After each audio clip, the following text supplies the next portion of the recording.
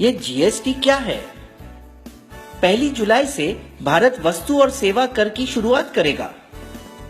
पहले यदि आप विनिर्माता थे तो आपसे एक कर वसूला जाता था जिसे उत्पाद शुल्क या एक्साइज कहते थे। वस्तुओं को मुंबई जैसे बड़े शहरों में बेचना है, प्रवेश कर ऑक्ट्रॉय चुकाइए। अपनी दुकान से माल बेच रहे हैं, बिक्री कर।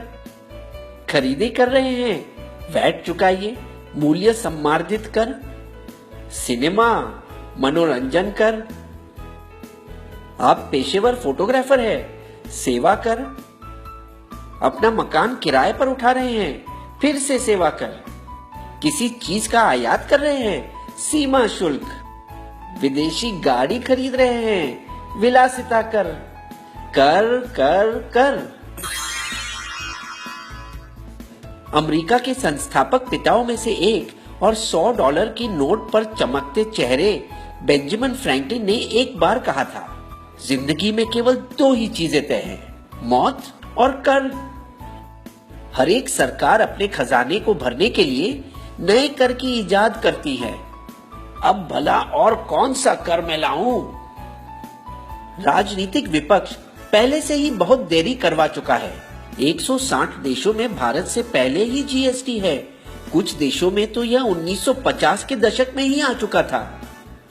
तो क्या हमें चिंता करनी चाहिए कि इसकी वजह से हमें ज्यादा कर अदा करने होंगे, या हमें खुशी होनी चाहिए कि कर कम होंगे? आइए देखें कि जीएसटी आपको और मुझे किस तरह प्रभावित करेगा।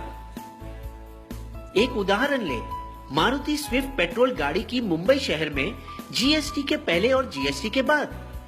समझिए कि गाड़ी का दाम 100 रुपए है, जैसे कि केंद्रीय उत्पाद शुल्क 12.5%, सेस 1%, प्रवेश कर 4.5%, वैट 13.5%, भाड़ा 5 और बीमा 2%। कुल मिलाकर दाम बनता है 143।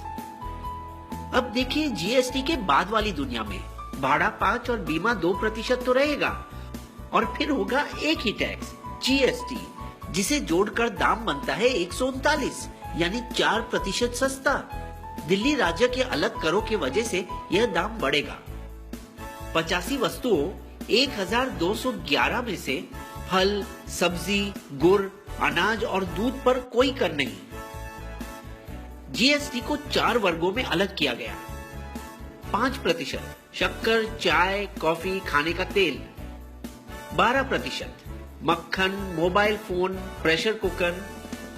18% बालों का तेल, साबुन, दंत मंजन, भारी तंत्र और कारखानों की कुछ वस्तुओं। 28% गाड़ी, फ्रिज, टीवी और ऐसी चीजों। इसके अलावा 28% वर्ग में सेस भी 1 से 3% होगा। हम भारत में यूरोप संघ की तरह एक साझा बाजार बना रहे हैं, जहां वस्तुओं को एक से दूसरे राज्य में भेजना आसान हो जाएगा।